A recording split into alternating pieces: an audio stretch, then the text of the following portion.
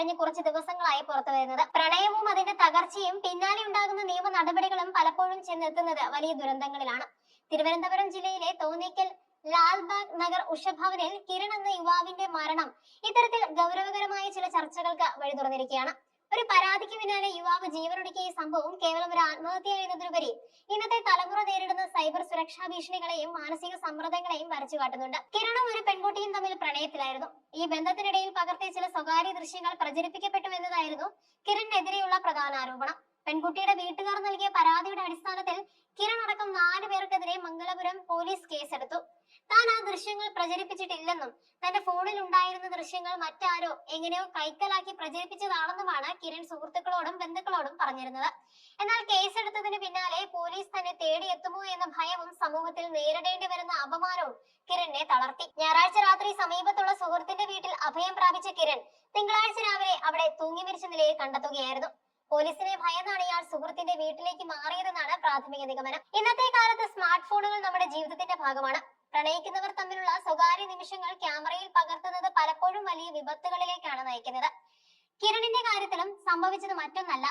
ആ ദൃശ്യങ്ങൾ കിരൺ തന്നെയാണോ പ്രചരിപ്പിച്ചത്, അതോ കിരൺ അറിയാതെ മറ്റാരെങ്കിലും അയാളുടെ ഫോണിൽ നിന്നും അവ ചോർത്തിയതാണോ എന്നത് ഗൗരവമായി അന്വേഷിക്കേണ്ട കാര്യമാണ്. പലപ്പോഴും ഫോണുകൾ റിപ്പയർ ചെയ്യാൻ കൊടുക്കുമ്പോഴോ അല്ലെങ്കിൽ സുഹൃത്തുക്കൾക്ക് ഫോൺ കൈമാറുമ്പോഴോ ഇത്തരം സ്വകാര്യ വിവരങ്ങൾ ചോരാൻ സാധ്യതയുണ്ട്. ദൃശ്യങ്ങൾ ചോരുന്നത് യുവാക്കളിൽ വലിയ മാനസികാഘാതം ഉണ്ടാക്കുന്നു.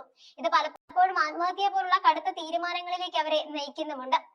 കേരളത്തിലെ നിയമവ്യവസ്ഥയിൽ ഇത്തരം കേസുകളിൽ പ്രതിയാക്കപ്പെടുന്നത് വലിയൊരു സാമൂഹിക കളങ്കമായാണ് കാണുന്നത്. സത്യം തെളിയുന്നതിന് മുൻപ് തന്നെ വ്യക്തിയെ കുറ്റവാളിയായി സമൂഹം വിധിക്കുന്നു.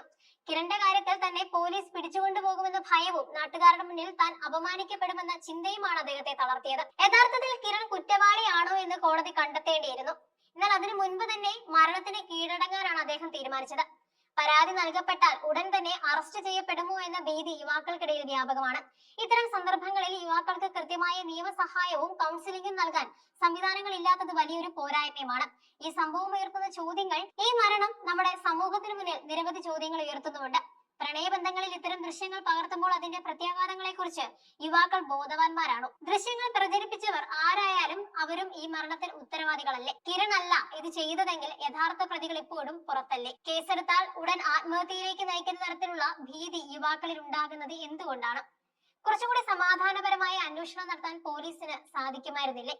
സുഹൃത്തുക്കളുടെയും ബന്ധുക്കളുടെയും വെളിപ്പെടുത്തൽ കിരണിന്റെ അടുത്ത സുഹൃത്തുക്കളുടെ അഭിപ്രായത്തിൽ അദ്ദേഹം വളരെ വിഷമത്തിലായിരുന്നു. ദൃശ്യങ്ങൾ പുറത്തുപോയത് എങ്ങനെയാണെന്ന് അയാൾക്ക് അറിയില്ലായിരുന്നു. താൻ നിരപരാധിയാണെന്ന് തെളിയിക്കാൻ സാധിക്കില്ലെന്ന് തോന്നലായിരിക്കാം ഒരുപക്ഷെ ഇത്തരം ഒരു തീരുമാനത്തിന് പിന്നിൽ. 4 പേർക്കെതിരെ കേസ് എടുത്തതിൽ നിന്ന് തന്നെ ഇതിൽ കിരൺ മാത്രമായിരുന്നില്ല ഉൾപ്പെട്ടിരുന്നത് എന്ന് വ്യക്തവുമാണ്. ബാക്കി 3 പേർക്കും ഇതിൽ എന്ത് പങ്കുണ്ടായിരുന്നു എന്നതും പോലീസ് അന്വേഷിക്കേണ്ടതുണ്ട്. നമ്മൾ പഠിക്കേണ്ട പാഠങ്ങൾ, ഓരോ ആത്മഹത്യയും സമൂഹത്തിനൊരു മുന്നറിയിപ്പാണ്. ഇത്തരം സംഭവങ്ങൾ ആവർത്തിക്കാതിരിക്കാൻ നമ്മൾ ചെയ്യേണ്ട ചില കാര്യങ്ങളുണ്ട്. ഇന്റർനെറ്റിലും ഫോണിലും ഒന്നും സുരക്ഷിതമല്ലെന്ന തിരിച്ചറിവ് എല്ലാവർക്കും ഉണ്ടാകണം. ഒരിക്കൽ ഡിലീറ്റ് ചെയ്ത വിവരങ്ങൾ പോലും വീണ്ടെടുക്കാൻ കഴിയുമെന്നത് ഓർക്കുക.